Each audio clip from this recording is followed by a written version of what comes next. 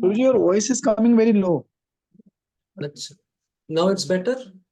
Now it's better, Guruji. Okay.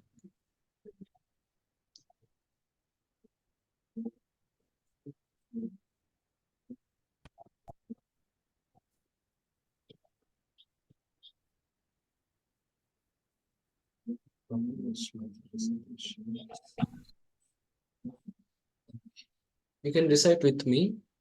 Om Purnam, and you can be muted. So, Om Purnamada Purnamidam Purnat Purnamadachyate Purnasya Purnamadaya Purnameva Sushyate Ishavassamidam Sarvam Yatincha Jatyam Jagat Tena Tyaktena Bunjita Vidakasha Suddanam Jagatvam Jagatvam Tena Tyaptena Bhunjana Grada Kashya Svi Dhanam.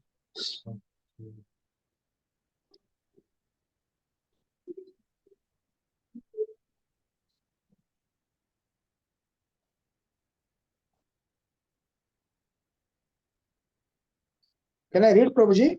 Wait. No, today someone else can read. Okay, okay. Yeah.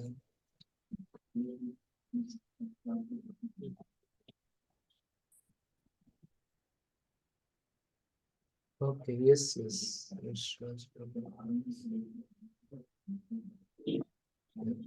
Okay, Yashras bro, you can read. Wait, I'll just go to the exact location. Okay, so today we are studying Paribhu, means in the verse there were different qualities of the Lord explained. So Akayam, like Shukram, Akayam, Avrunam, Ashnaviram, Ashnaviram, Shuddham, Ashnaviram also. So how Lord's body is different from our body, we have studied in detail. And today we are starting with the Paribhu. Paribhu, after Paribhu, we'll go for Shuddham and Apapavittvam. Yes, bro, you can read from. Okay, no, I have to start here.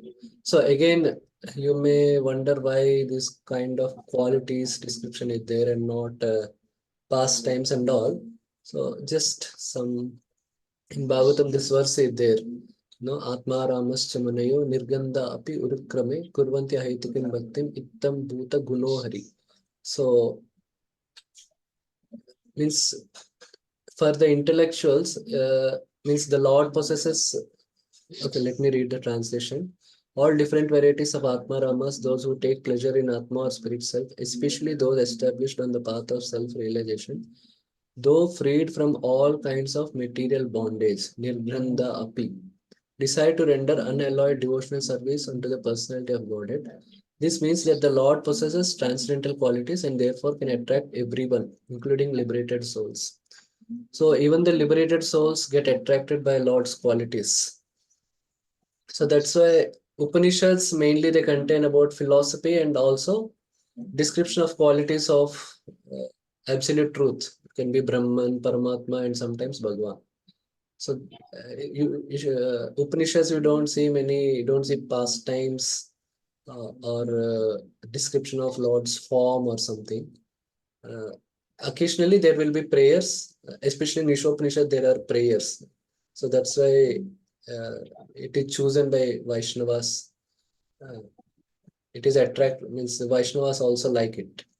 So this is the nature of Upanishads, generally philosophy and description of qualities, not pastimes. Even Bhagavad Gita is also more or less like this only. So yeah. Okay. Pro, you can read from here. God is described here as. Hare Krishna Prabhuji, my voice is clear? Yeah, it's good. Yeah. So Paribhu. God is described here as Paribhu, the greatest of all. No one is greater than or equal to him.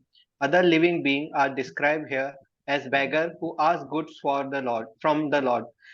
The Lord supplies the things the living entities desire. If the entities were equal to lords in potency, if they were omnipotent and omniscient, then there would be no question for their begging from the Lord.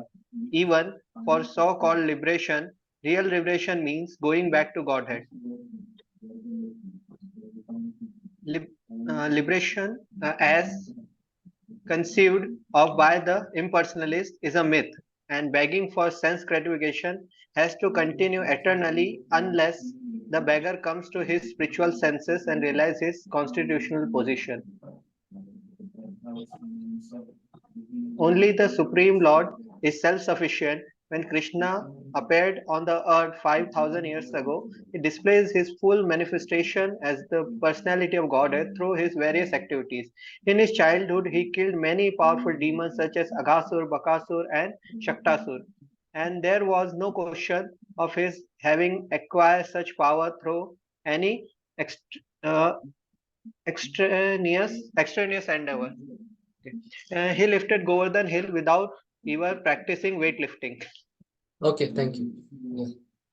So here Prabhupada is saying no question of their begging from the Lord. Yeah. Yeah, impersonalists, they say that no, we become Brahman by when once we are liberated, we become Brahman. Nara Narayano Bhavet. Danda Grahana Matrena Nara Narayano Bhavet. That's what they say. So if that is really true, and they say that we are liberated, but in actual sense, that is not true. You will study in Bhagavad Gita. Yeah, you will study in Bhagavad Gita how even Karma Yoga and Jnana Yoga are also dependent on Bhakti Yoga. Means they should have some element of Bhakti to the Lord. Then only one will attain perfection in Karma Yoga and Jnana Yoga also. So that way, Lord is the self-sufficient and greatest of everything. Yeah. Yeah, if you see like Prabhupada gave a very nice example that Krishna, we never come across Krishna practicing, learning some skill or no those things we never see. Like Prabhupada is saying how Krishna lifted Govardhan Hill without ever practicing weightlifting. So that is there, and whatever like when Krishna comes as Lord Ram, he learns archery and all, but that is all a pastime. That is all to offer some service to Vishwamitra and Sandipani Muni, and it's like that. But ideally, Lord has everything. So if you see our talent, skills, they don't actually fully belong to us. We are not born with them. So yeah, we don't see any newborn baby directly coding or no. They are awarded by Prakriti because of our karma, because of our pious karma and of our endeavors. And it's also with the help of the teachers and many things, many online resources. So that way we learn. It's not they belong to us. They are given to us. It's not they belong to us. So that way. And sometimes it may happen like without our desire also something which we know very nicely and all sometimes we may forget like yeah somebody has a very good voice but there can be some infection in throat or something and they may not be able to sing properly or yeah somebody may be very good physically and good at sports and athlete but they may some accident may happen to them and they may not be able to do it again. Yeah, this is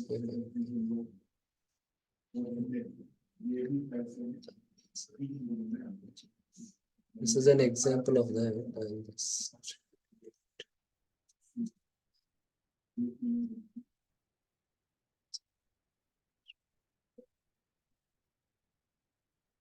Mhm.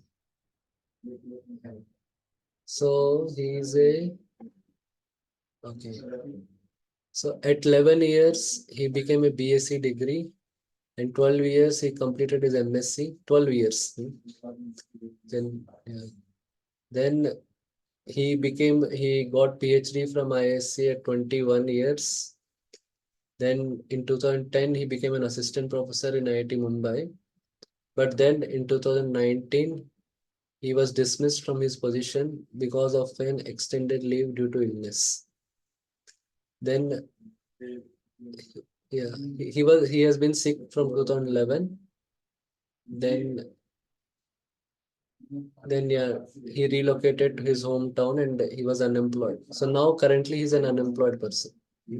So his all genius talents, all that got lost, and now he's unemployed. So once he was a prodigy, but now he's poor. So that's what can happen. And yeah, this is a we also see in Bhagavatam first canto where Arjuna realizes that after Krishna disappears from the world, so then that pastime happens where Krishna wants to take back his. Krishna tells Arjuna that you can take all my queens to Hastinapur. So when Arjuna is taking those queens of Krishna to Hastinapur, so Krishna only comes as some infidel cowherd men, infidel tribals, and they attack Arjuna and they defeat Arjuna, and and he kidnaps those queens and he takes them along with him. So after that pastime, like Arjuna laments, feels separation from Krishna, and then he recites this verse. Tadvaidanasta Ishava Sarato Hayaste Soham Ratimupatayo Yata Anamanti Sarvam Shanena Tat Abud Asad Ishariktam Bhasman Hutam Kuhakara Radham Iva Oktam Ushyam Sarvam Shanena. Just in a minute, everything was taken up. I have the very same Gandiva bow, the same arrows, the same chariot drawn by the same horses, and I use them as the same Arjuna to whom all the kings offer their due respects. But in the absence of Lord Krishna, all of them at a moment's notice have become null and void. It is exactly like offering clarified butter on ashes, accumulating money with a magic wand, or sowing seeds on barren land. Yeah, at one point of time, it will happen in everyone's life. Maybe it's for some, it may happen at old age, at advanced old age, or ultimately at the time of death. That all our skills at the time of death, all our skills and all will disappear in some way or other. So that way it happens. So that way we can understand that we were given all the skills and all, but they don't totally belong to us. As Prabhupada told, only Krishna can claim that all his talents belong to him. Okay. Yeah, if you see some security forces like police and all, they will be given some service revolvers when they join the force. But when they retire, then that is taken. It's not, they can keep them with them throughout life. So the same thing. At the time of death, all the skills, resources we accumulate will be taken away. Even if you see athletes, they may be able to perform the sport till 35, some till 40, like cricketers and all. After 40, they lose that vigor, that energy, that stamina and all, and they are forced to retire. Okay. So you can take around 2 minutes and you can list down like some of your skills. Some may be good at cooking, some may be good at music, whatever. You can list down your skills and you can reflect on like how they don't actually belong to you, like how you learned them from somebody, and it's after some time, after practice and all. So you can take some 2 minutes.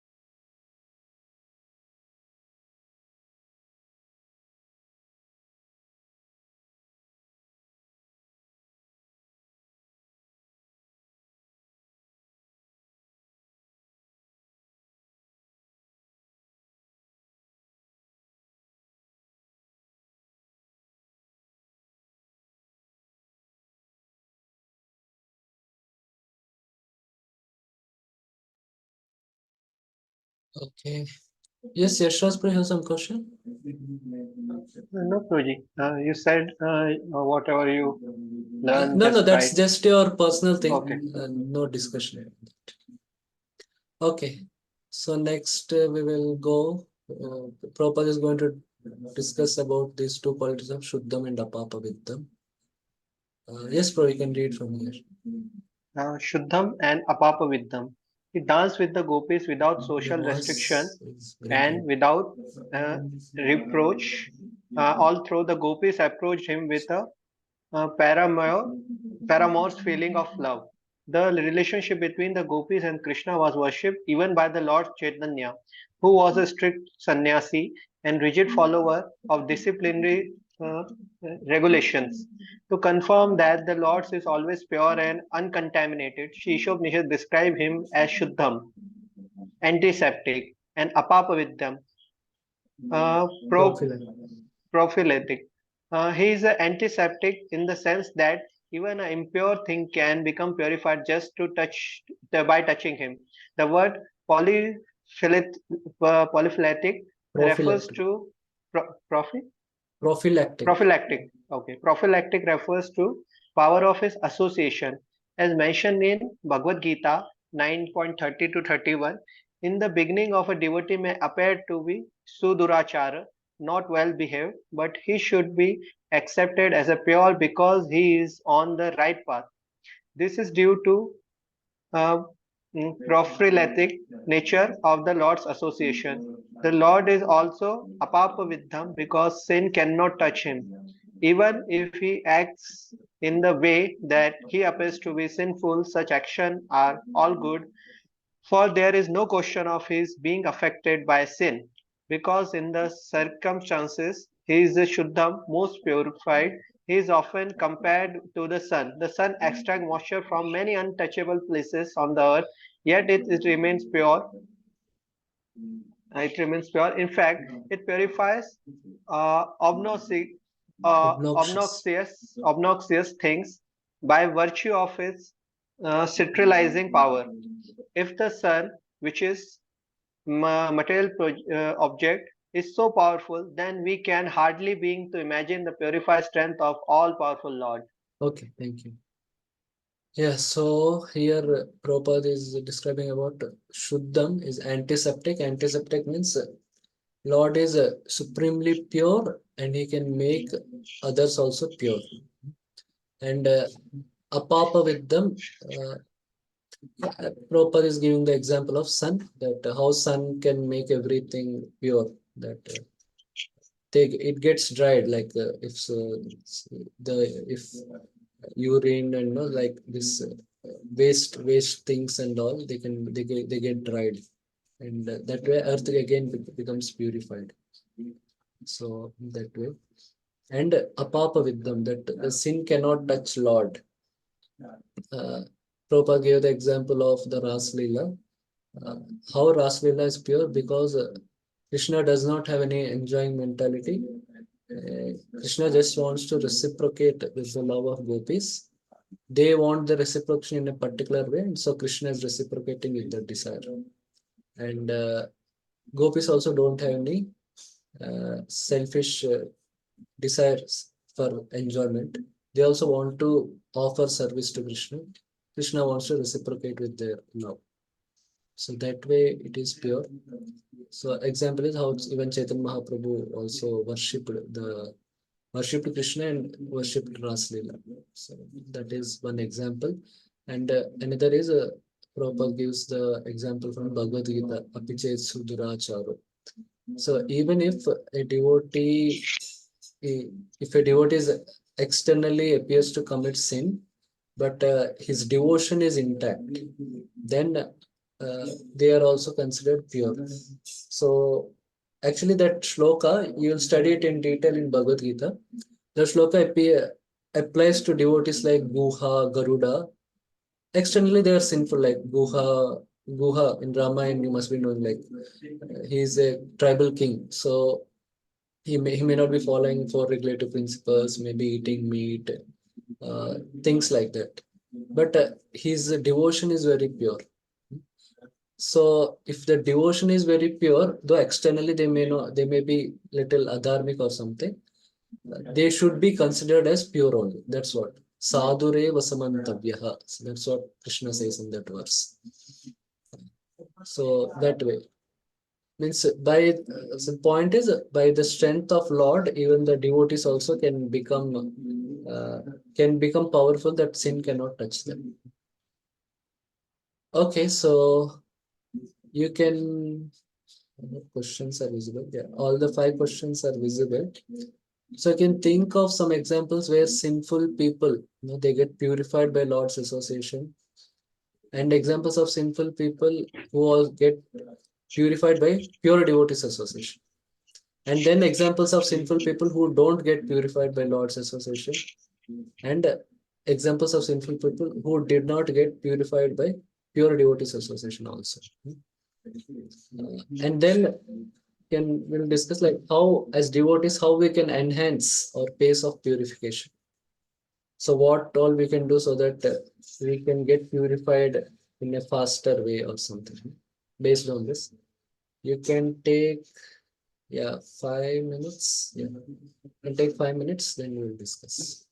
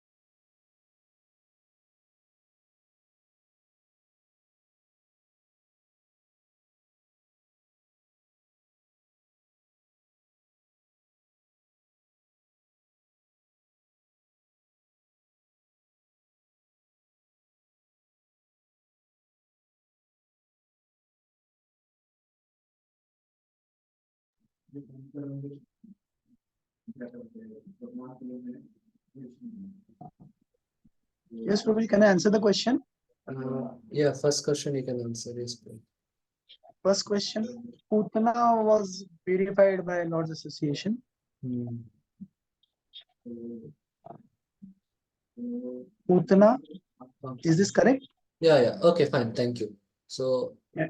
yes. And Dhruv Maharaj, Yeah, fine. Okay. No, Dhruv Maharaj, you can say it is more comes in second. Okay, we'll come to second. Uh, yes, Srimati Vasudha Mataji, you want to answer? Hare For Krishna first, Prabhu. For yes. first question, in Chaitanya Charitamrita Leela, the Jagai Matai getting purified by Lord's mercy. Okay. Thank you. Yes. Okay, thank you. Okay, yes, Raj Prabhu. Hare Krishna Guruji. Yes, Nal Kubar and Marigriva from Damodar Leela. They also purified because they did some They sinful got activities in purified. past. Okay, they got purified actually. Yeah, you can say by Lord's association. Correct. Fine. Guruji, I have one question. Hmm. Actually, the crocodile in Gajendra Leela, Hmm. he comes in which category? He comes in the association of Lord, or some devotee says because he uh, grabbed the devotee's leg, that why he purified. So I am confused in the case of You can crocodile. take both. You can take both. No problem. There is not a much problem. You can take both because both versions are fine. Okay. For now, second question. Give some examples of sinful people by pure devotees association. Okay, Amrita Mataji. Prabhu Valmiki Rishi. Okay, Valmiki He Rishi told- by Narad Muni's association. Yeah. Good, thank you. Muskan Mataji. मुझे एक वैश्य हरिदास ठाकुर से मिली थी Okay, yes. Thank you. Shrikant Prabhu. ये मृगारी who met Narad Muni. Regarding, yes, Narad. Thank you. Okay, now, yes, Soni Mataji. Hare Krishna Prabhu ji Yeah, Prabhu ji yes. धुंधु की प्रेत Okay. Dundaki, hearing from Gopal. Prahlad Maharaj also. Yes. No, not Prahlad Maharaj. Prahlad Maharaj Prahlad. he was born in a sinful family, but he got the Yeah, association pure. of Lord. Okay. Thank you. Yes. Okay. Now, third question. Give some examples of sinful people who did not get purified by Lord's association. Okay.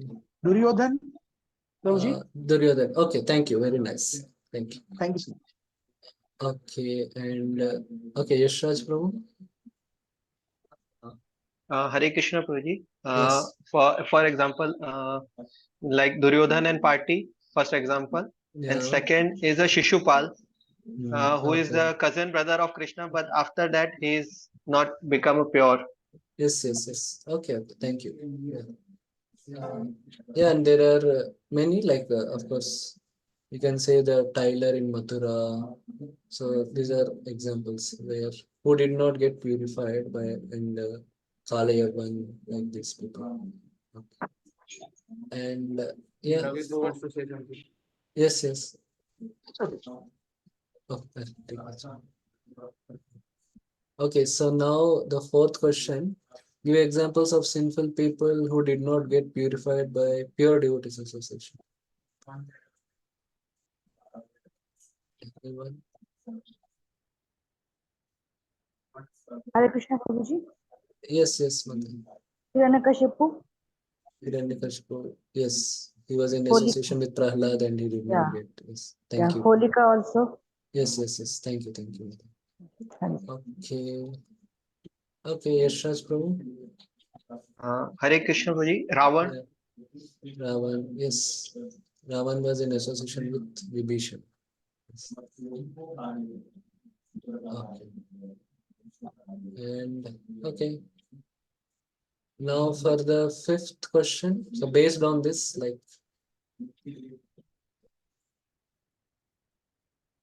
fifth question was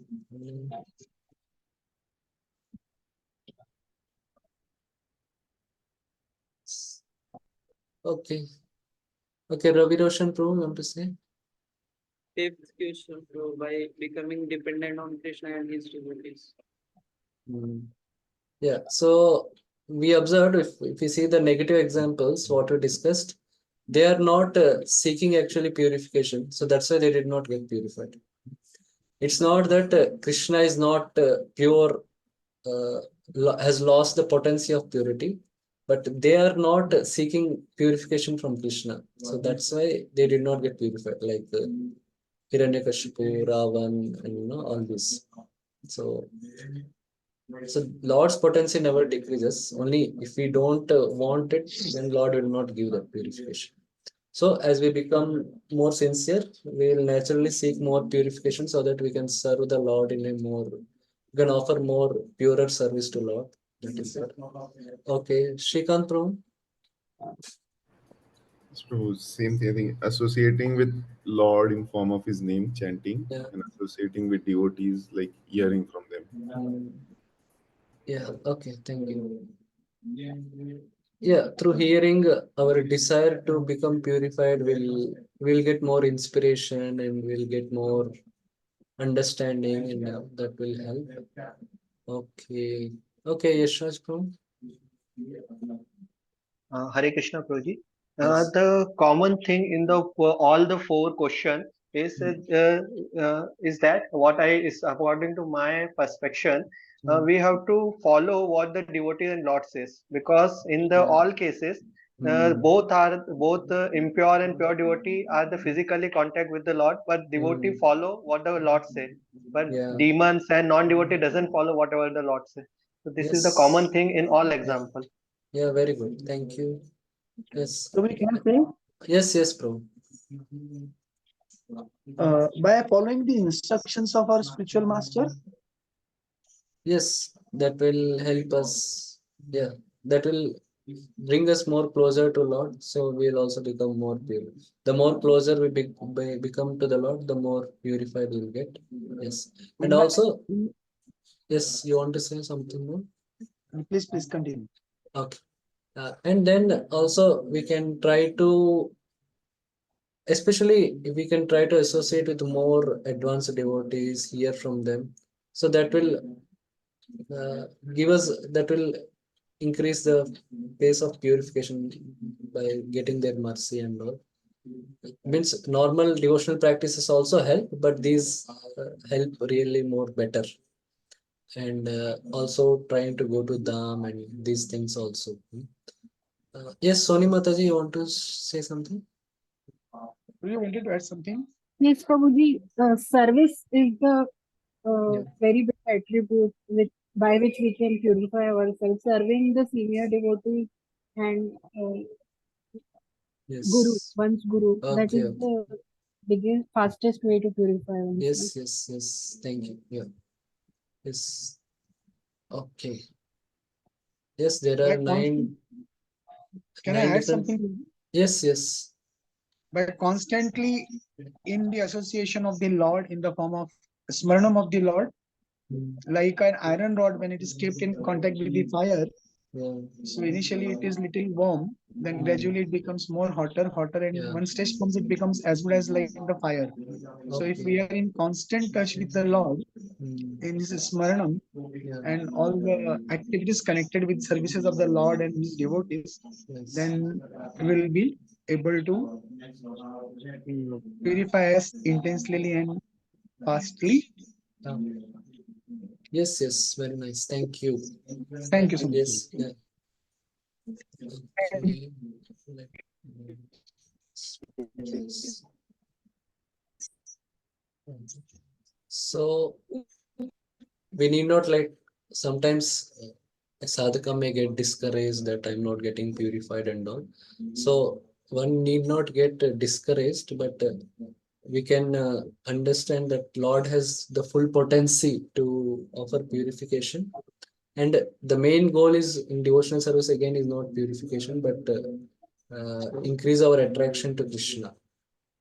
So that's why so that is one thing, and again we can see how we can become more sincere and we can take advantage of the devotional service and association of devotees better. So that way we can again overcome the anarthas or things like that. Okay, so we have completed this shloka where we studied different qualities of the absolute truth in or Krishna, whatever you can say. Different qualities we studied, Lakayam, how Lord's body is different and different from our human body, how Lord is Paribu, greatest, Apapaviddham, Shuddham, Shukram, He is omniscient, omnipotent, all those things we studied.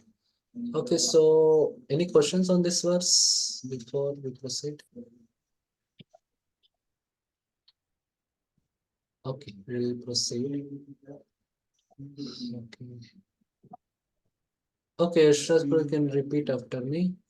Andam tamah pravishanti Andham tamah pranashanti ya pravishan avidyam upasate yama vidyam upasate tatho bhuya ive te tamo tato bhuyam ivate tamo ya u vidyayam rata. yau vidyayam ratam. Okay, so the next three shlokas they talk about Vidya and Avidya, but in every shloka the words Vidya and Avidya have different meanings. So this shloka mainly talks about consequences of studying wrong knowledge in the guise of education. Here the focus is how Vidya is bad, not Avidya is bad. That is the main focus. Okay, the translation. Those who engage in the culture of nescient activities shall enter into the darkest region of ignorance. Worse still are those engaged in the culture of so-called knowledge. So here the purport is like avidya is wrong knowledge. Wrong knowledge is very clear, like breaking four regulative principles, violence like terrorism. These are all like they're very clear. We know that they are wrong knowledge. But vidya is wrong knowledge in the guise of useful knowledge. It's like modern education, demigod worship. These are the things.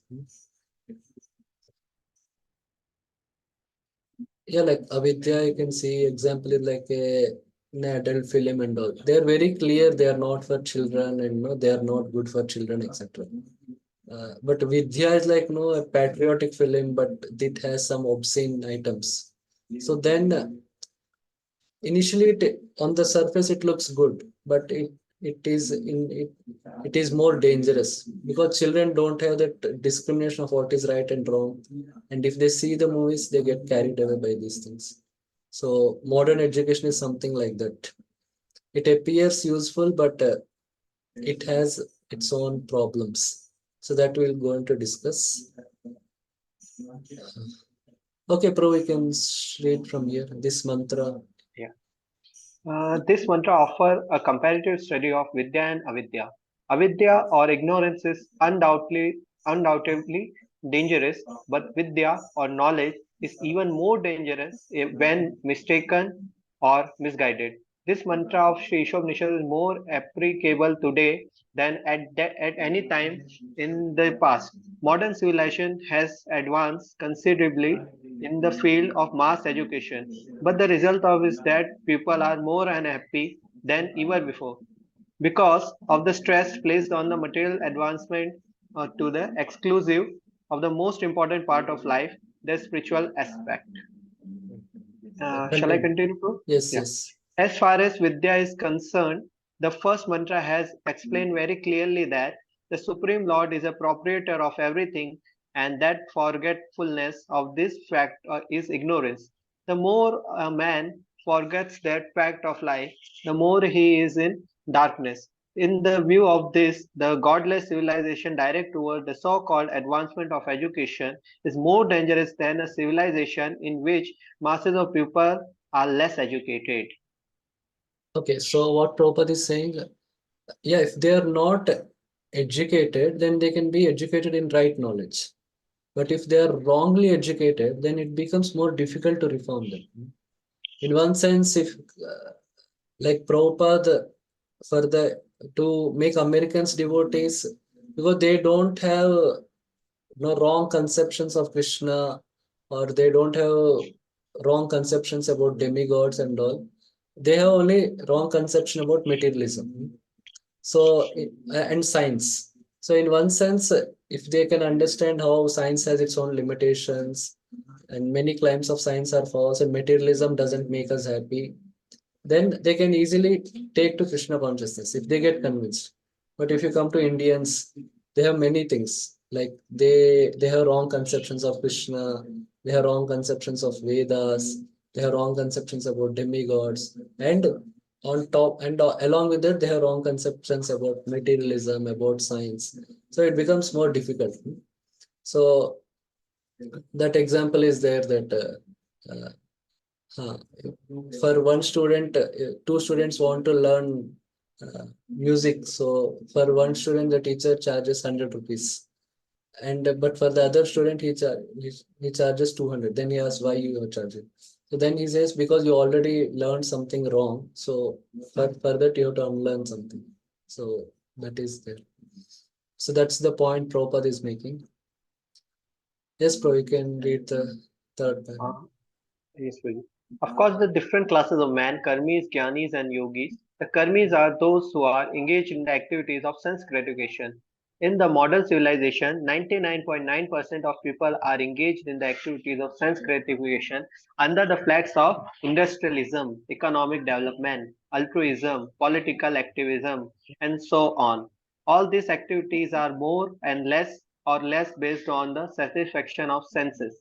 The exclusivism of kind of a God consciousness described in the first mantra. Okay, thank you. Yeah. So what the first mantra says that everything belongs to God. So everything has to be used as per the God's laws by following dharma. Then with dharma, whatever one endeavors, whatever he gets by that, that is his quota. He need not worry further that way. But what the modern society, what happens? They don't. God consciousness is not in center. So these things are done either economic development and all. Yeah, they want to develop the country and all. So the purpose is so that they want to do sense gratification. They want to increase GDP and all. So that what they want to do sense gratification. They want to purchase luxury items. They want to travel foreign. So that's what they want to do. It's not. They want to become the purpose of economic development is not that they want to do moksha, means the ultimate thing. They want to, they're missing the artha they are earning without dharma, and the goal of that artha is only kama. So their goal is not moksha. So that is what even means all the politicians, everyone, they talk about economic development, even altruism. Altruism means humanitarian, means helping others. Even that also, the goal is sense gratification, means it's not actually helping others, but they want to earn their name, fame, etc. So this is one video which shows how even the so-called social service also, there are many hidden motives. Somewhat appropriate.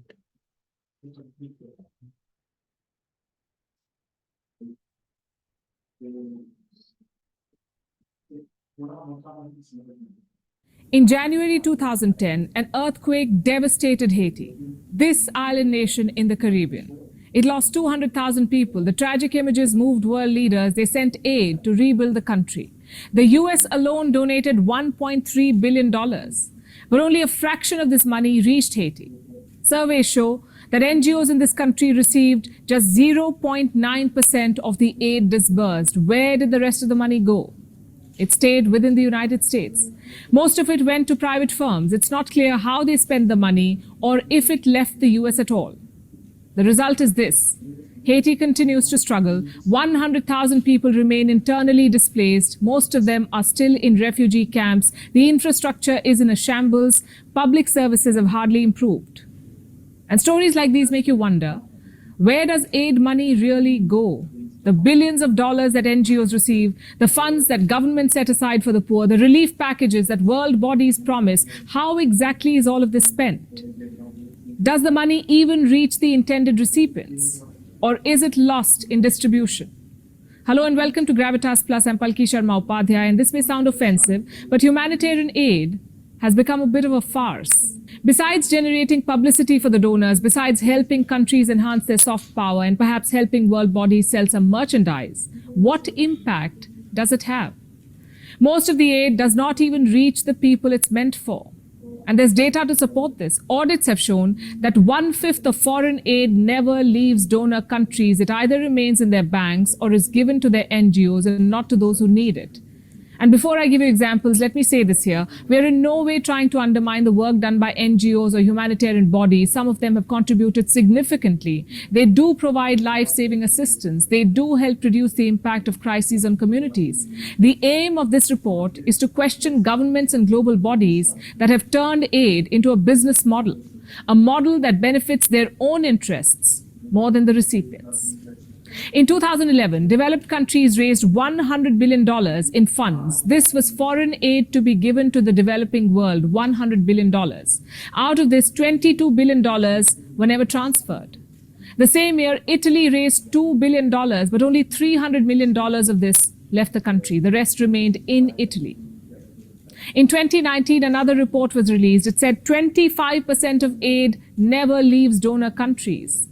And the remaining 75% does not reach the recipients directly. It passes through several agencies. Each agency takes a cut, and with each cut, there's lesser accountability. Why does all of this happen?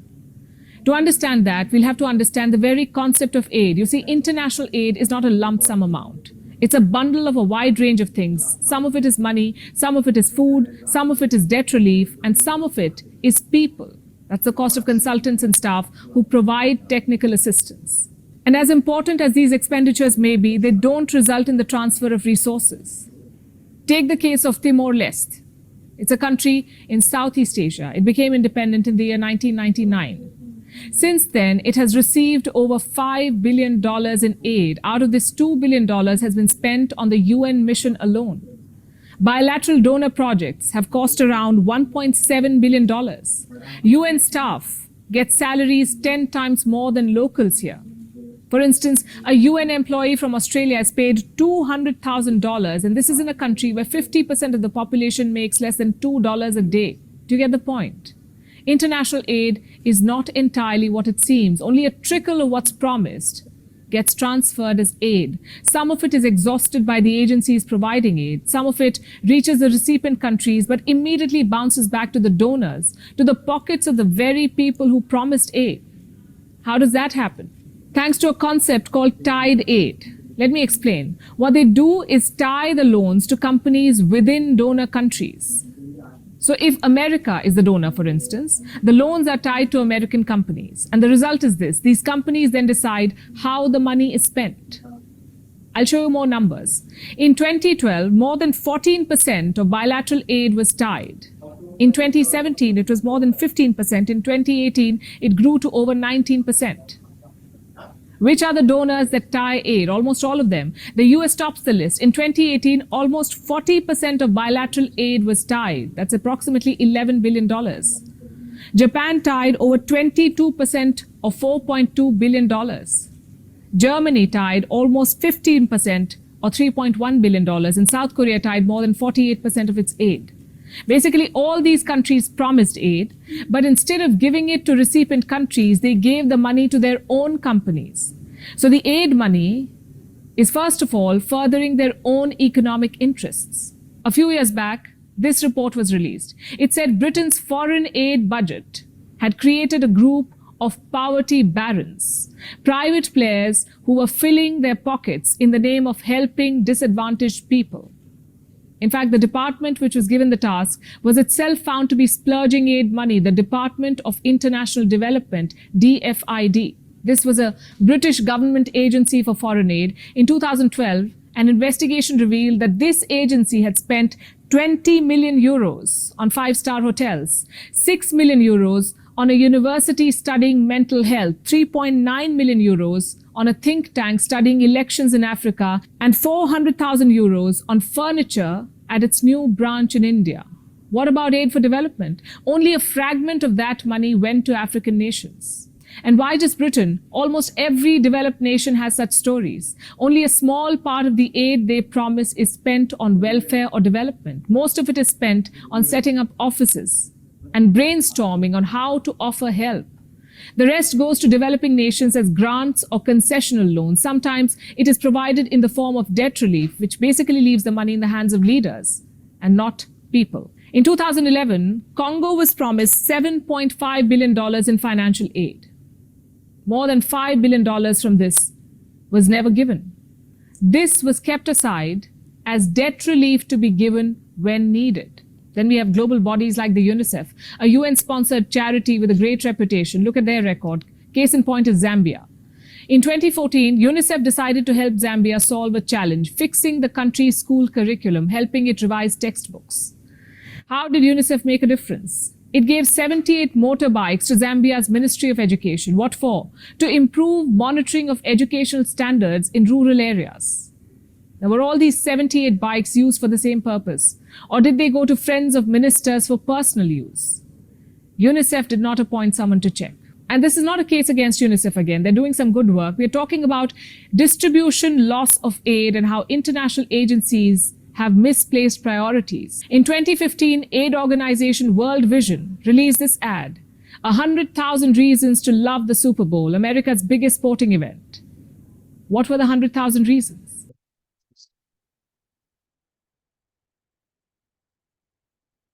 Yeah, so this video basically explains how even the so-called altruism which means social service, also there are hidden motives, hidden selfish motives. This is showing at an international level, but same applies, same things are also there in national level, also at a corporate level, etc. Many corporates, they do because there is a CSR, compulsory they have to do CSR. And sometimes it's for publicity, and sometimes they do because now people are becoming little conscious. They want to purchase only clothes from goods from companies which are ethical. So these are all things which are hidden. Okay. So you can read in the language of Bhagavad Gita. Yes, read. In the language of Bhagavad Gita 7.15, people who are engaged in gross sense gratification are moodas, asses. The ass is symbol of stupidity. Those who are simply engaged in the profitless pursuit of sense gratification are worshipping avidya. According to Sri Ishopnishad, and those who play the role of helping this sort of civilization in the name of educational advancement are actually doing more harm than those who are on the platform of gross sense gratification. The advancement of learning by the godless people is as dangerous as valuable as jewel on the hand of the cobra. A cobra decorated with a valuable jewel is more dangerous than one not decorated. In the Hari Bhakti Subodhaya 3.11.12, the advancement of education by a godless people is compared to decoration on a dead body. In the India, as many other countries, some people are follow the custom of leading procession with the decorated dead body for the pleasure of lamenting relatives. In the same way, modern civilization is a patchwork of activities meant to cover the perpetual mysteries of material existence. All such activities are aimed toward sense gratification, but above sense is the mind, and above the mind is the intelligence, and above the intelligence is the soul. Thus, the aim of real education should be self-realization, realization of spiritual values of soul. Any education which does not lead to such realization must be considered avidya and nuisance. And the culture such nuisance means to go down to the darkest region of ignorance. Okay, thank you. Yeah. So this shloka which Prabhupada is talking is Tujjana parihartavyaha vidyaya alankrutopi san manina bhushita sarpa kimaso na bhayankara. So just the fact that a serpent is decorated by a diamond doesn't make it less harmful. So if a snake is normally as what it is, then it's easy to detect it as snake and go away from that. But if it has a diamond, then it's possible that one may get attracted to the diamond, but ignoring that it is a snake, and in that way he may get bitten. Similarly, if somebody is not educated and somebody is uh, doing something wrong, then people will not be inspired to hear from them and all. But if somebody is educated, but then people look forward to hear from them or learn from them. They think that they are good people, and they spread something wrong, then it becomes problem. Like a normal fool, no, he spoils only himself. But if somebody is educated and he is a fool, then he spoils others also. He spoils himself and he spoils others. So that's why Prabhupada is saying that is a more, dangerous thing. Okay. So here Prabhupada is saying how modern civilization is a patchwork of activities to cover the perpetual miseries of material existence. And yeah, here also Prabhupada is saying modern civilization has, but the result is people are more unhappy than ever before because of the stress placed on the material advancement. Yeah. Ideally, education should make people more good and more happy. But we see because means after the modern education has come, especially after industrial revolution, but we see that people are more unhappy and also people have become more bad. There is gun violence increasing, there is homicide increasing, there is terrorism, there are more wars. So why? Okay. So that is the problem with modern education. Okay, we'll compare modern education versus Vedic education. Okay, they are not fitting in the screen. Okay.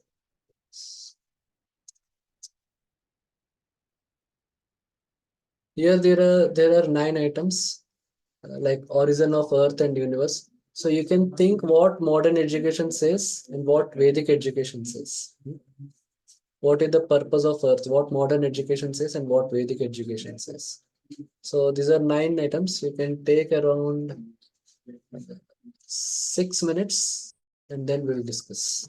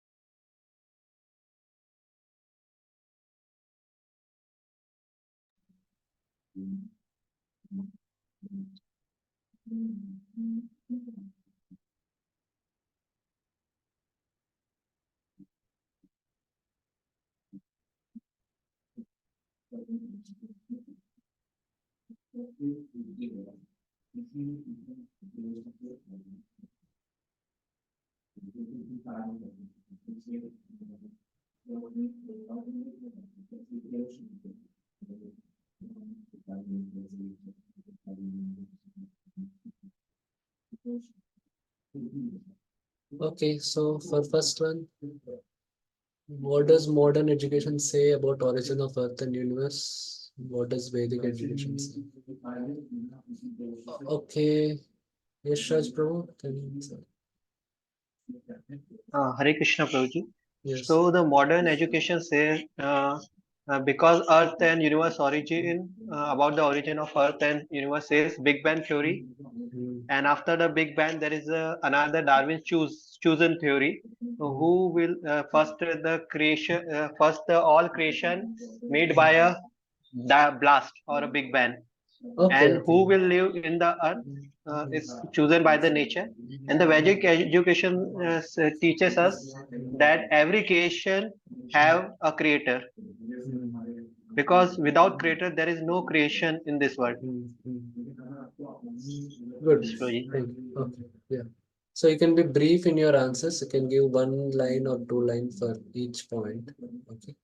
Yes, Prof. Anyone else? Okay. Okay. So for second one.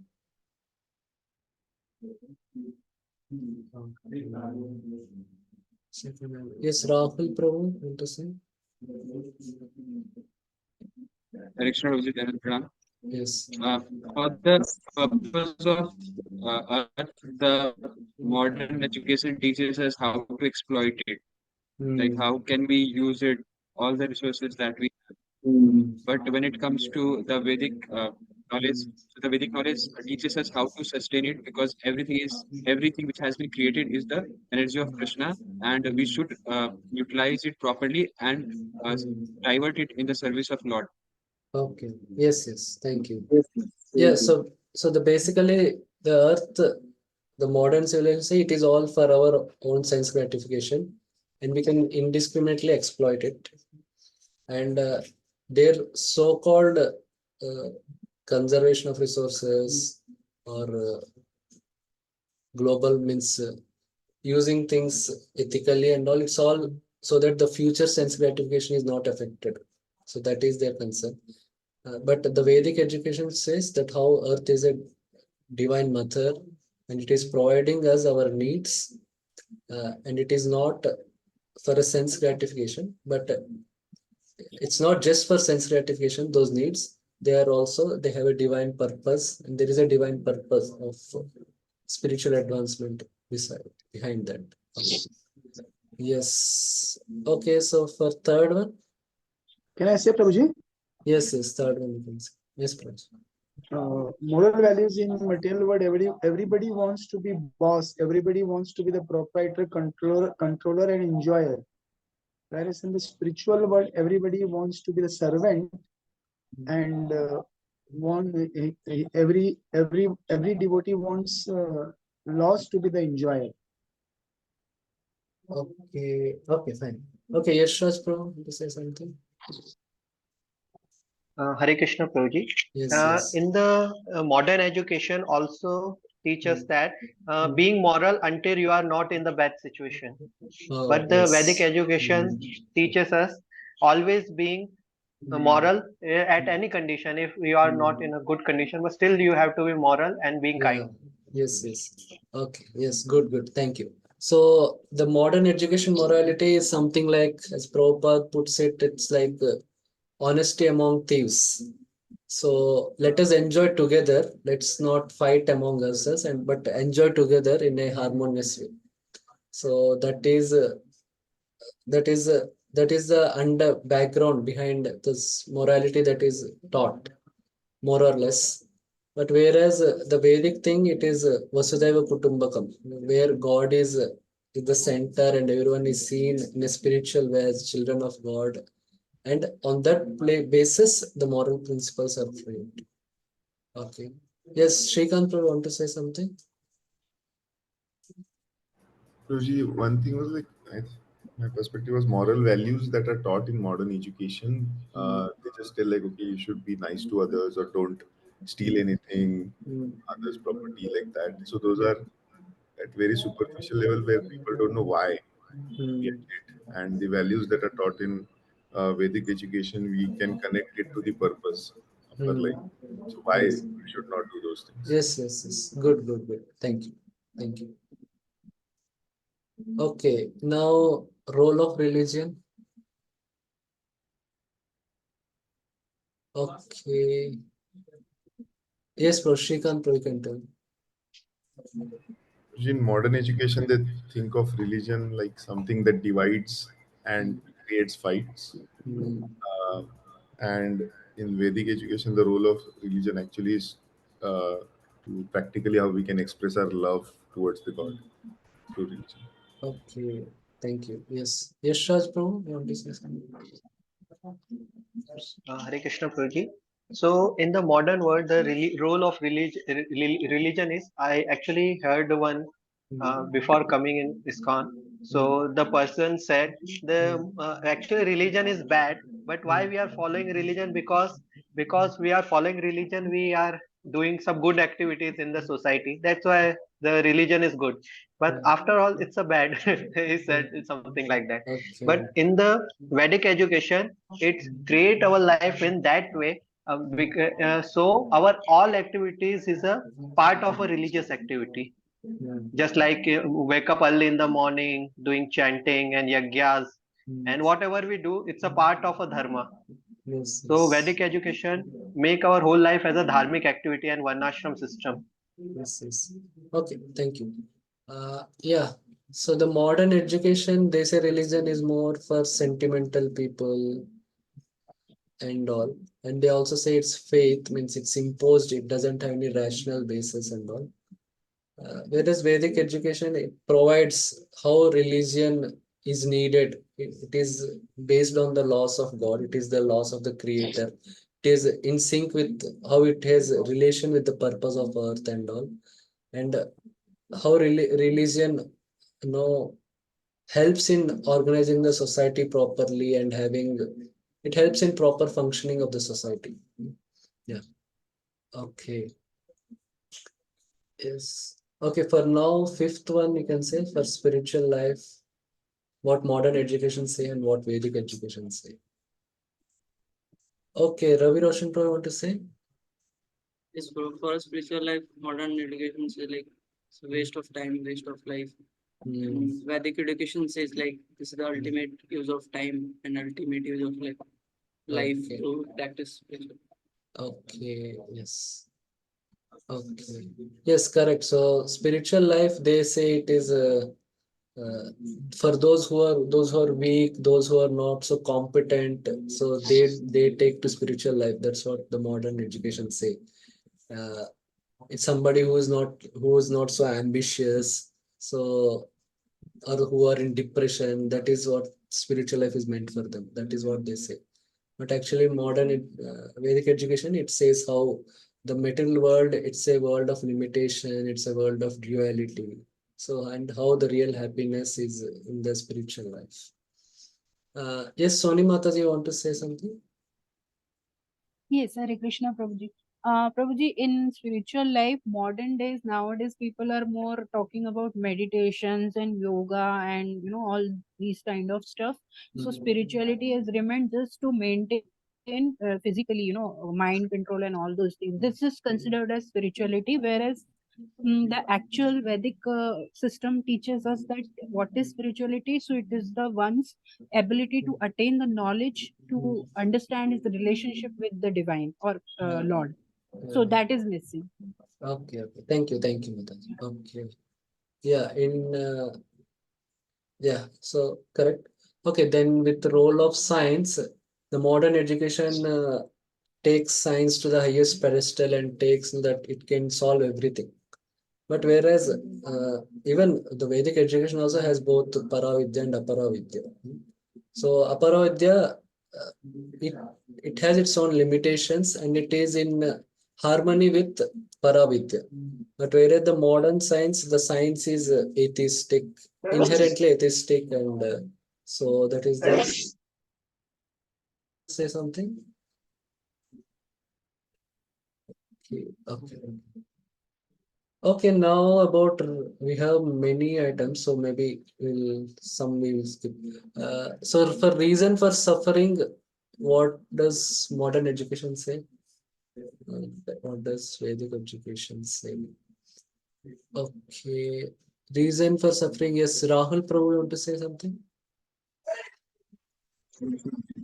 So, Prabhuji, in when it comes to the modern education, so everything is like body centric.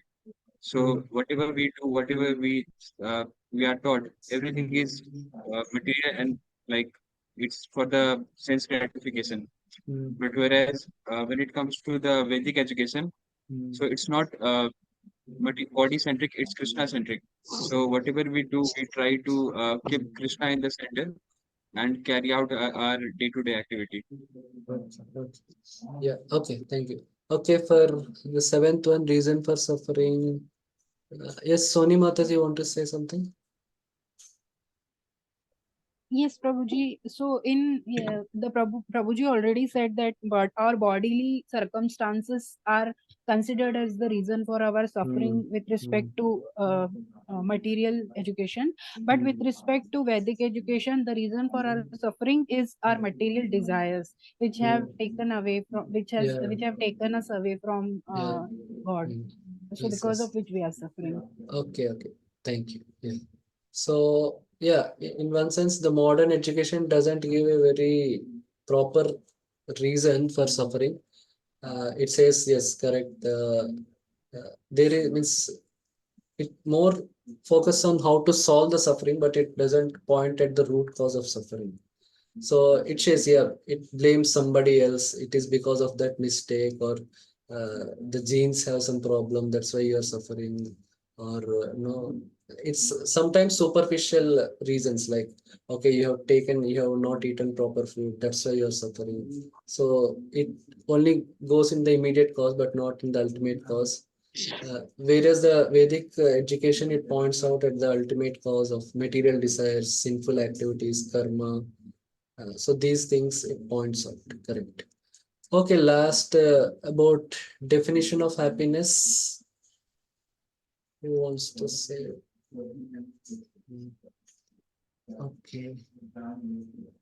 Okay, Amrita Mataji, want to say? Wait.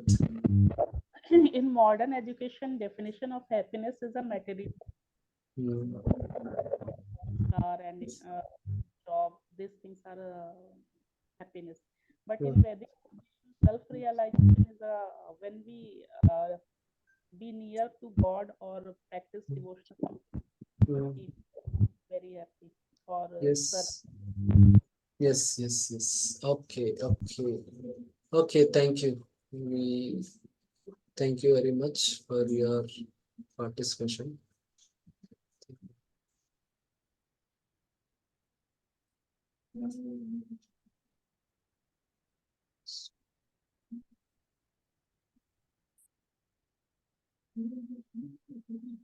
Yeah.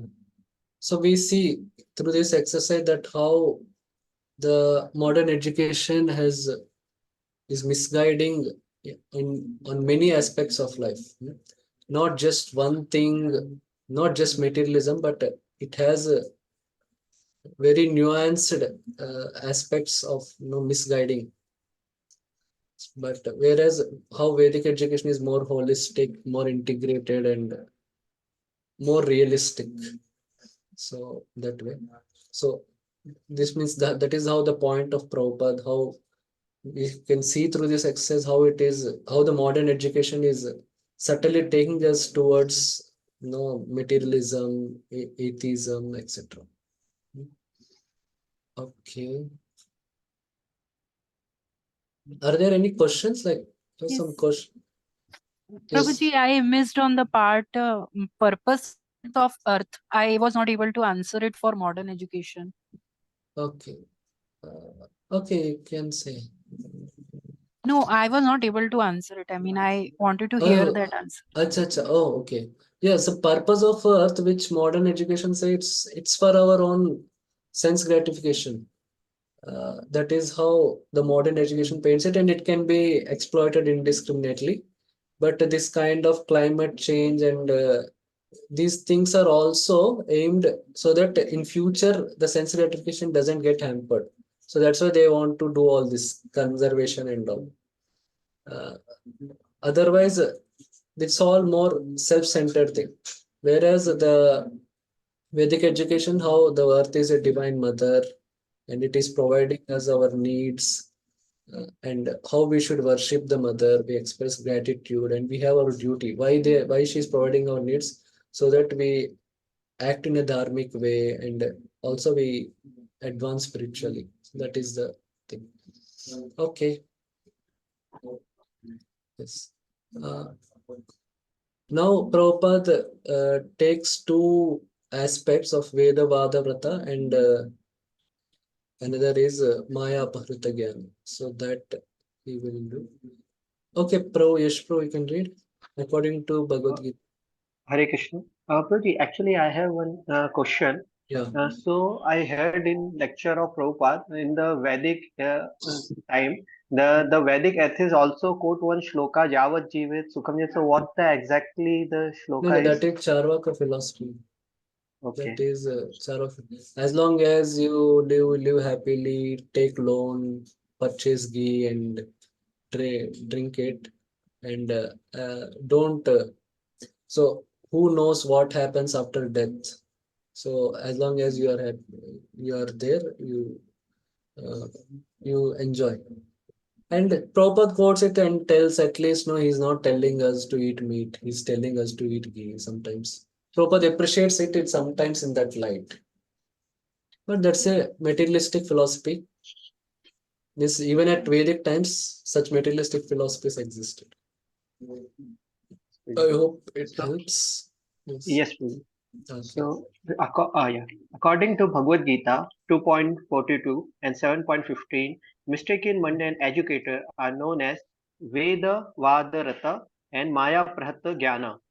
They may also be atheistic demons, the lowest of men. Those who are Vedavadarata pose themselves as very learned in the Vedic literature, but unfortunately they are completely diverted from the purpose of Vedas. In Bhagavad Gita 15.15, it says that the purpose of Vedas is known the personality of Godhead, but these Vedavadarata men are not at all interested in personality of Godhead.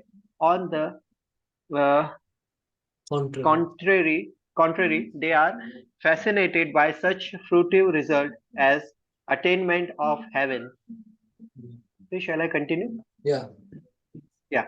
As stated in the mantra one should know that the personality of Godhead is proprietor of everything and that we must be satisfied with our allotted portion of the necessities of life. The purpose of Vedic literature is to awaken this God consciousness in the forgetful living being, and this purpose is present in various ways in the different scripture of word for understanding of foolish mankind. Thus, the ultimate purpose of religion is to bring one back to Godhead. Yeah, the purpose of Vedas, Krishna says, is Vedasya sarve rahameva vedyo vedantakrit veda viddevacha. The purpose of Vedas, Vedasya sarve ahameva vedyo. Ahameva vedyo means to know God. But the Veda Vada Rathas, how they say that attaining heaven is the ultimate purpose of life. Yeah, those shlokas also we will study. Yeah, we'll continue. Yes, bro, you can continue. But the Veda Vada Ratha. But the Vedavadarata people, instead of realizing that the purpose of Vedas is now revive the forgetful soul lost relationship with the personality of Godhead, take it for the granted that such side issues as the attainment of heavenly pleasure for sense gratification, the lust for which causes their material bondage in first place, are the ultimate end of the Vedas. Such people misguide the others by misinterpreting the Vedic literature. Sometimes they even condemn the Puranas, which are the authentic Vedic explanation for laymen. The Vedvadrata gives their own explanation of the Vedas, neglecting the authority of great teachers, Acharya. They are also tend to raise some Plus person. unscrupulous person from among themselves, the present him as the leading exponent of Vedic knowledge. Such Vedvadrata are especially condemned in this mantra by various appropriate Sanskrit word Vidyam Vidyayamrita. Vidyamrataha. Vidyam refers to study of the Vedas because the Vedas are the origin of knowledge, Vidya, and the Rata means those engaged. Vidyayam Rataha thus means those engaged in studies of Vedas. The so-called student of Vedas are condemned herein because they are ignorant of actual purpose of Vedas. On account of their disobeying the Acharyas, such Vedvadratas, such Vedvadratas search out the meanings of the every word of Vedas to suit their own purpose. They don't know that the Vedic literature is a collection of extraordinary books that comes to understood only through the chain of the disciplic succession. Okay, thank you. Yeah, so the Veda Vada Vrata means they are Vedic scholars, but what they say the purpose of Vedas is to attain heavenly planets, do yajnas and all, and do pious activities and enjoy the results of the pious activities. So that is what their purpose. It's also called as Purva Mimamsa. So this is what the Bhagavad Gita verse Yamimam Pushpitam Vacham Pravadante Avipashchitah Veda Vada Rata Partha. So this is the place where that word is mentioned. Nanyad Asti Vadinah Kamatmana Swargapara Janma Karma Falapradam Kriya Vishesha Bahulam Bhogeshwara Gatim Prati. Men of small knowledge, Avipashchitah, are very much attached to the flowery words Yamimam Pushpitam Vacham of the Vedas, which recommend various fruitive activities for elevation to heavenly planets, result in good birth, power, and so forth. Being desirous of sense gratification and opulent life, they say that there is nothing more than this. Means the sense gratification one can obtain from Vedas, that is all and all. That is what they say. Just to have some example of what the Vedas promise and how the Vedas look like, what is there in the Vedas. This is just I was doing some research, so I got this document. So if you dig a water pond, if you create some water facility, then if you dig it anywhere, you will go to Varunalok. If you dig it in public pasture, then you will go to Golok. Gaulok, not Golok. If you dig it along a road for travelers, then you go to Indralok. If you dig it in a desert, you go to Brahmalok. If you clean a temple pond, it is equivalent to gifting 10 cows. So like that, this is about that. Then Tula Purushadan means you donate the same amount of your weight, that much gold. If you do that, you will become a lord of all worlds in each Manvantara. Then you will be taken to Sri Vishnu's world on a glorious vehicle. You will be worshipped there for 100 crore kalpas.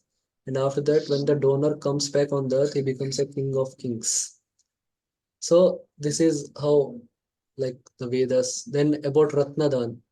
If you donate particular Ratna, what you will get. If there is a Gomed Ratna, you will attend Nandanvan.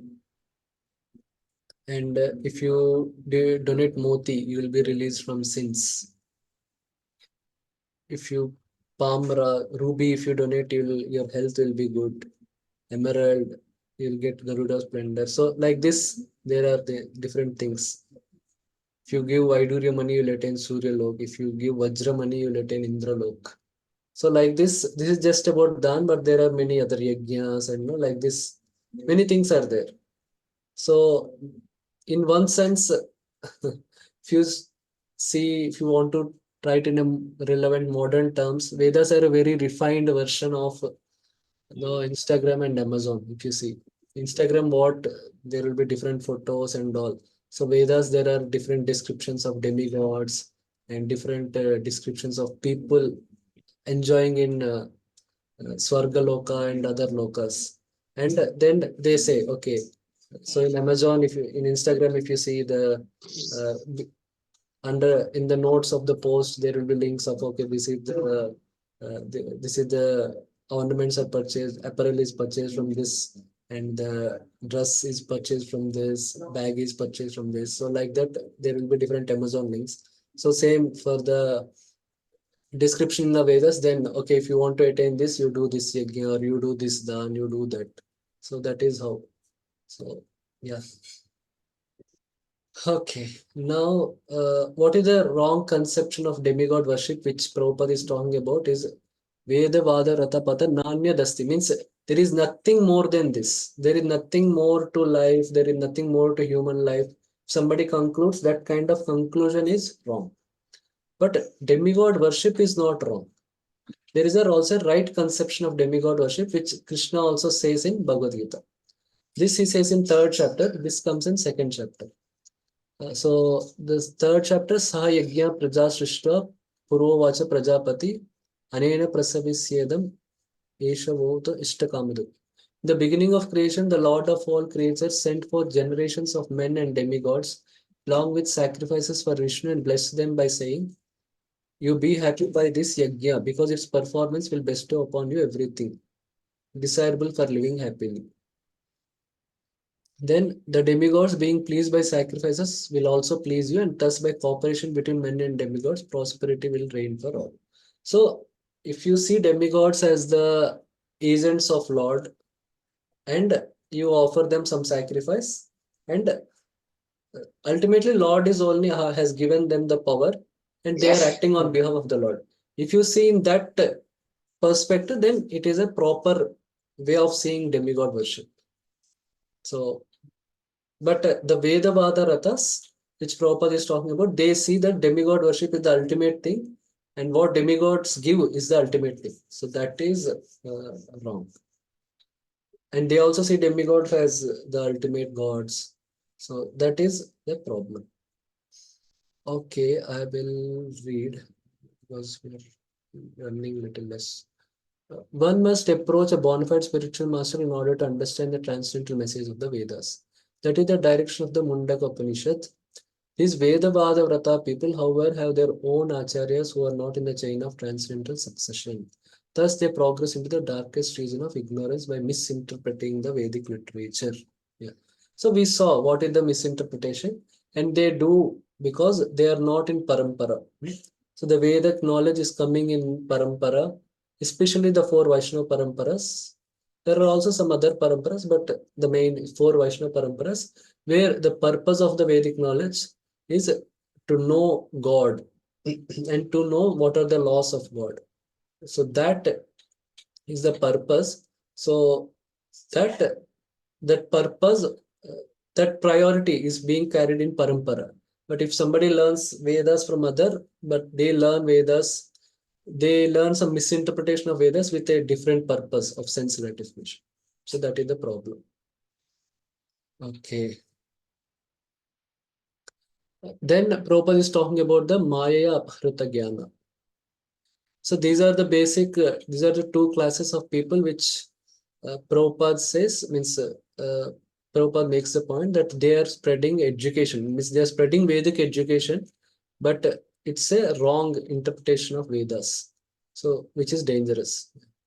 The Maya Aphrita Jnana class of men are self-made gods. Such men think that they themselves are God and that there is no need of worshipping any other god.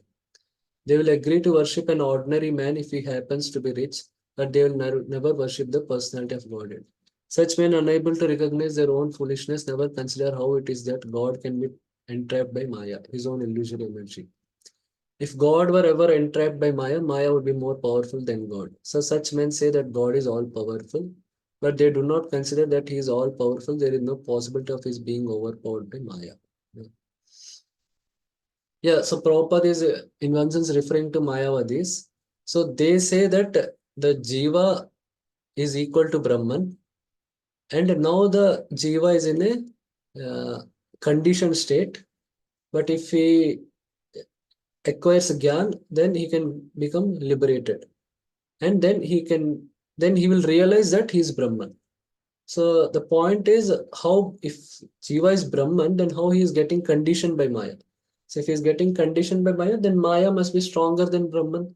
So then that becomes problem. So what these people give that explanation, that is anirvachaniya. You cannot explain that, something like that. So as we have studied about achintya, we have studied in the fourth and fifth verses of achintya. So they have concocted a term called as anirvachaniya, and they say that is this thing. So yeah, and even if you see the New Age gurus, they also have this kind of philosophies. We'll just try to see one sample of one guru, what he says and all.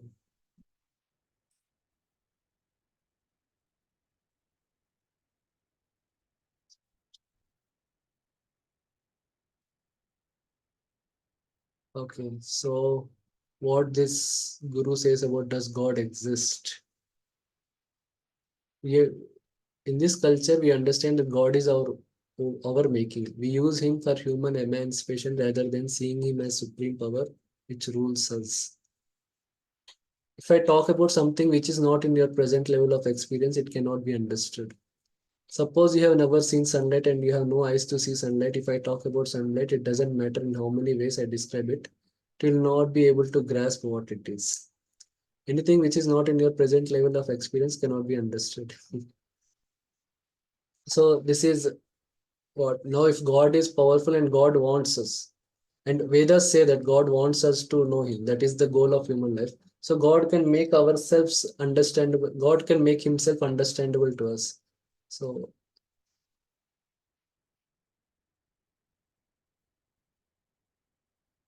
and this is how they play with words. If you believe me, you will fool yourself, because without really knowing, you will simply pretend to know. If you disbelieve me, you will destroy the possibility to know something that is not in your experience. So this is how they play with words.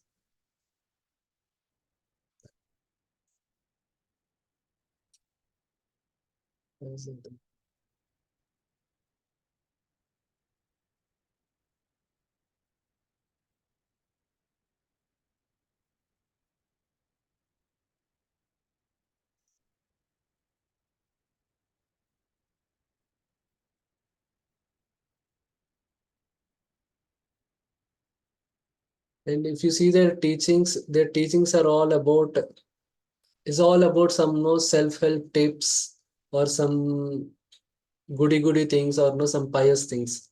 Don't depend on luck, live with a purpose. Get off the failure cake, have clarity, accept the persons and things you dislike, put your calculations aside, practice yoga. This is something pious thing. It's not something, there is no God in picture.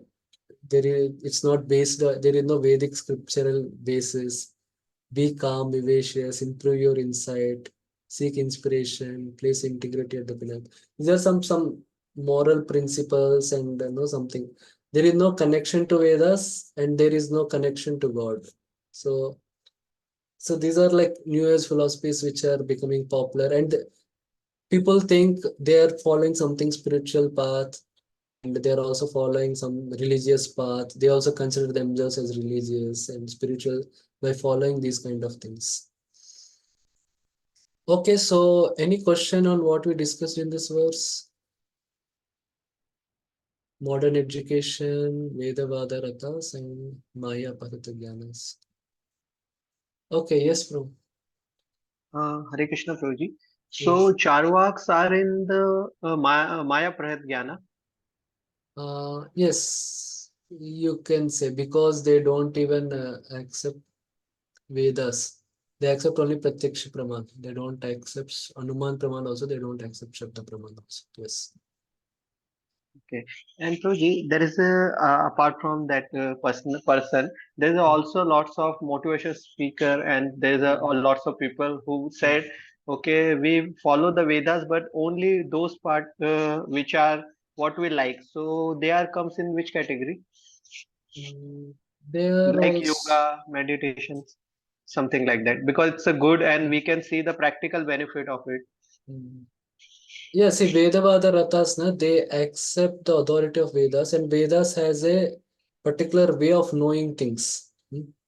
Uh, See, if it is a very well established scholarship based on Vedas, and they are Okay. misinterpreting Vedas, then it is comes like Vedavada Rathas.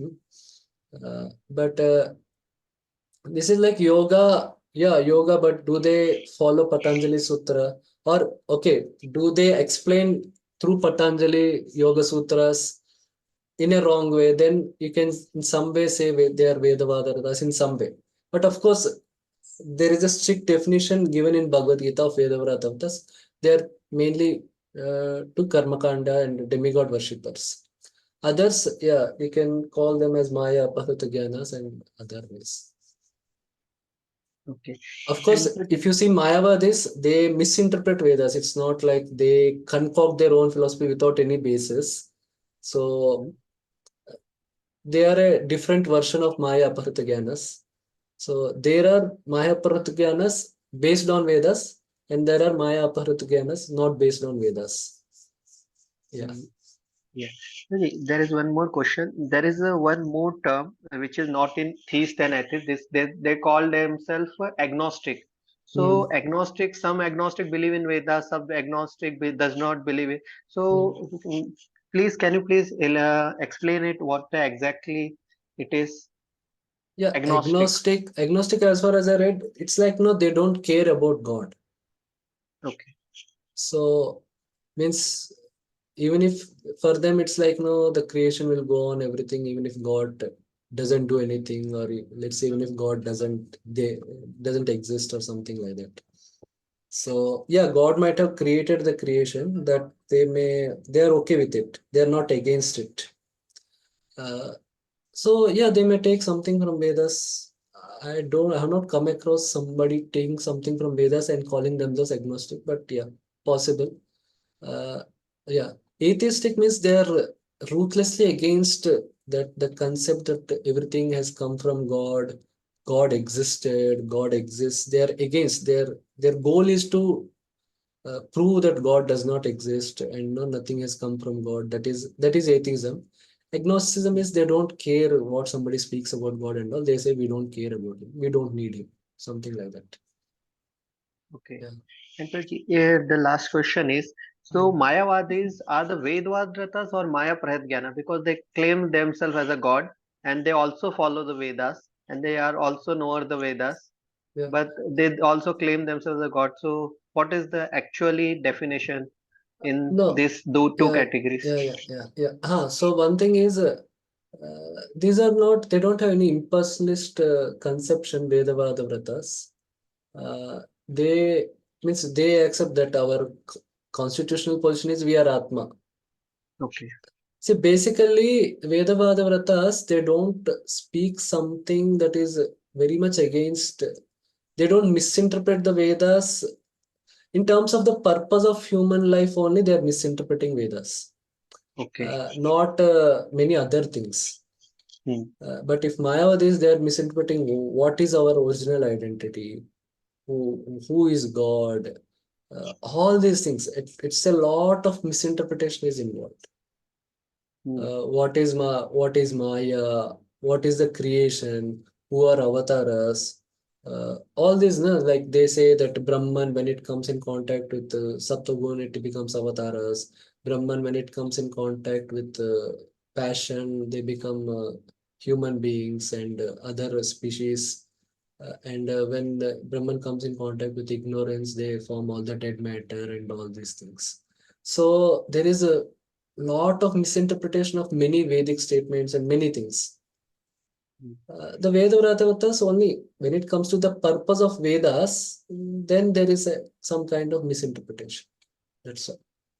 Okay, So, so we can say the example of Vedvadata is normal karm kandis in our regular society yeah, you can say. because they said just worship Shiva, Kali, and anyone, whatever Yeah. you like.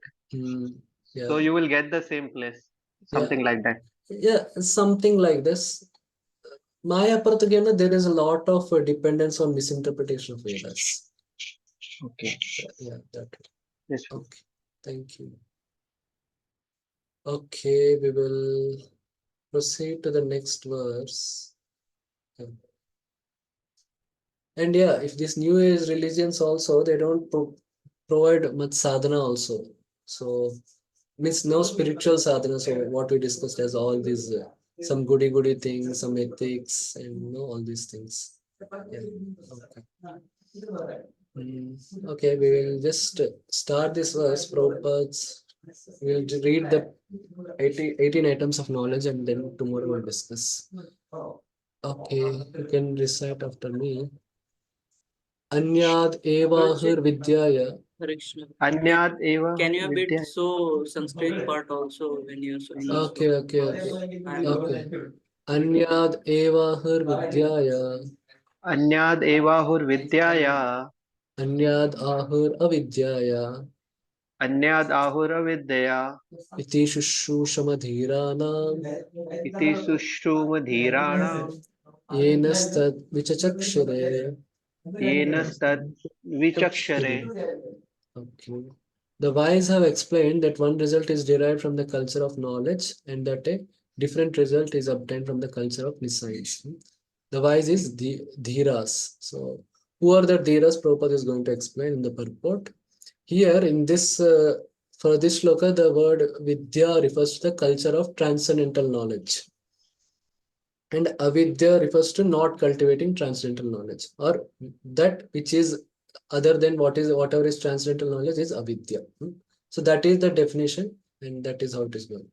In the previous sloka, avidya means material knowledge, and vidya means wrong knowledge, and avidya means wrong knowledge being propagated in the name under the cover of education. So that is the way Prabhupada explained it. Okay. Prabhu, you can read this as advised in chapter 13. Yeah. As advanced chapter 13 in Bhagavad Gita 13.8 to 12, one should culture knowledge in the following way. First, one should become perfect gentleman and learn to give proper respect to others. Second, one should not pose himself as a religious simply for name and fame. Third, one should not become a source of anxiety to others by the action of his body, by the thought of his mind, and by his word.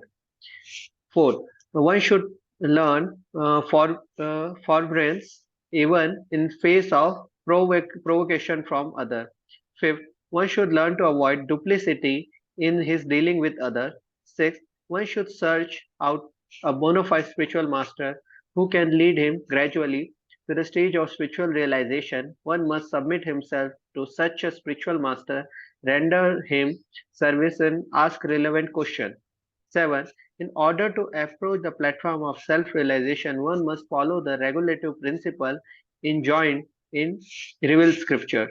9. One must be fixed in the tenets of revealed scripture. 9. One should completely refrain from practice which are determin, uh, detrimental to the interest of self-realization. One should not accept more than he required for the maintenance of the body. One should not one should not falsely identify himself with the gross material body, nor should one consider those who are related to the body to be his own. 12. The one should always remember that as long as he has a material body, he must face the miseries of repeated birth, old age, disease, and death.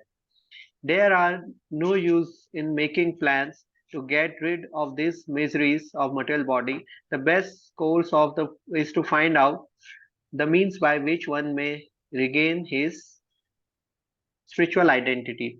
13. One should not be attached to more than the necessities of life required for spiritual advancement. 14. One should not be more attached to wife, children, and home than the revealed scripture ordered. 15. One should not be happy or distressed over the desirable and undesirable, knowing that such feelings are just created by the mind.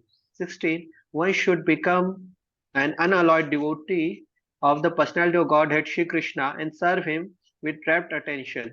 17. One should develop a liking of residence in a scheduled place, which a Secluded calm, place. secluded place with a calm and quiet atmosphere favorable for spiritual culture, and one should avoid uh, congress place, Congested. congested place where non-devotees congregate. Yeah. 18. One should become a scientist and a philosopher and conduct research into the spiritual knowledge. Recognize the spiritual knowledge is a permanent where material knowledge ends with the death of body. Okay. Yeah, so these 18 items are there in Bhagavad Gita, and there in the purport also Prabhupada explains them one by one in detail. So now we are just, and one may question like how this can be considered as knowledge.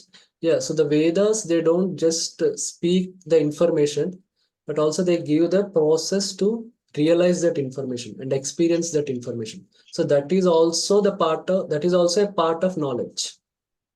Like even in science, there will be theory and there will be also description of experiments. So there will be description of electron and there will be also a description of that J.J. Thomson experiment.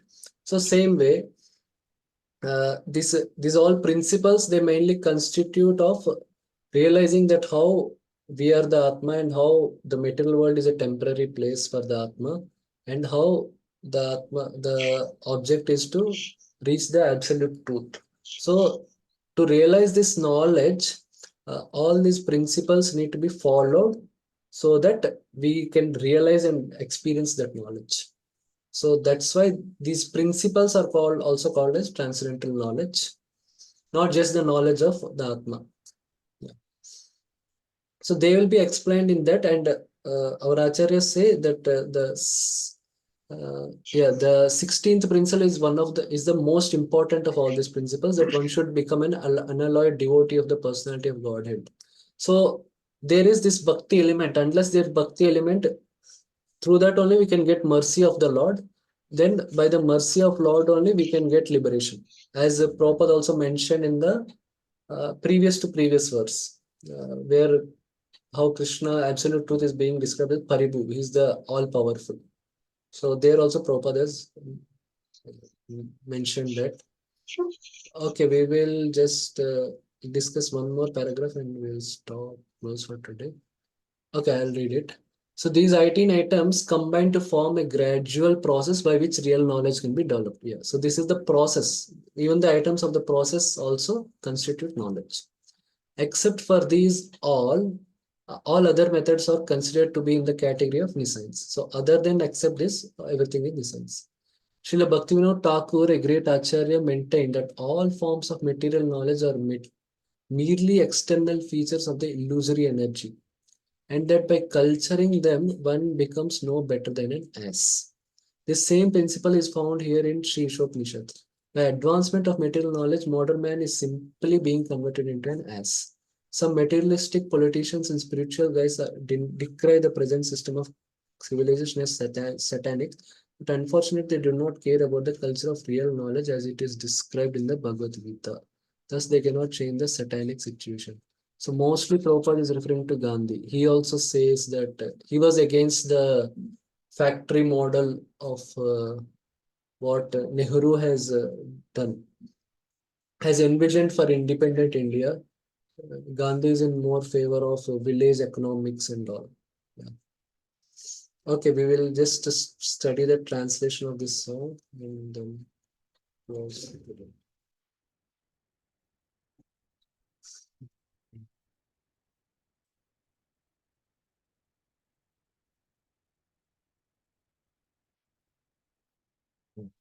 This is the second song under humility of Sharanagati.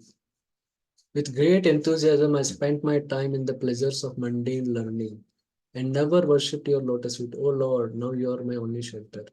Reading on and on, my hopes grew and grew, for I considered the acquisition of material knowledge to be life's true goal. How fruitless those hopes turned out to be, for all my knowledge proved feeble. Now I know that all such erudition is actually pure ignorance. All the so-called knowledge of this world is born of the flickering potency of your illusory energy, Maya. It is an impediment to the execution of devotional service to you. Indulgence in mundane knowledge verily makes an ass of the eternal soul by encouraging his infatuation with this temporary world. So this we have seen in that exercise, how the modern education inadvertently orients the children and students towards materialism. Here is one person who has been turned into such an ass, who for so long has carried on his back the useless burden of material existence. Now, in my old age, for want of the power to enjoy, I find that nothing at all pleases me. Life has now become agony, for my so-called erudite knowledge has proven itself to be worthless ignorance. Material knowledge has now become a pointed shaft and has pierced my heart with the intolerable burning pain of ignorance. Yeah, it becomes very difficult. Actually, many people, actually, when some young devotees want to take to Krishna consciousness, they say that, no, this is for old age.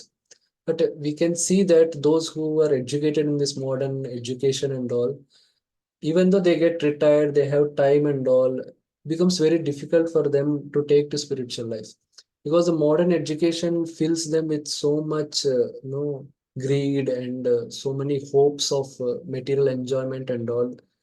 It becomes very challenging for them to to understand that what all they have learned is wrong, it's false, it's temporary, and then to understand spiritual life.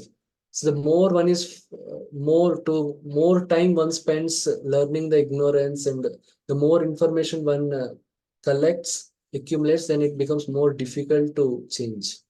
So that's what Bhaktivinoda Thakur is saying. So that's why he's calling it a big burden. Oh Lord, there is no treasure worth seeking in this world other than your lotus feet. Bhaktivinoda abandons all his mundane knowledge, makes your lotus feet the sum and substance of his life. Yeah.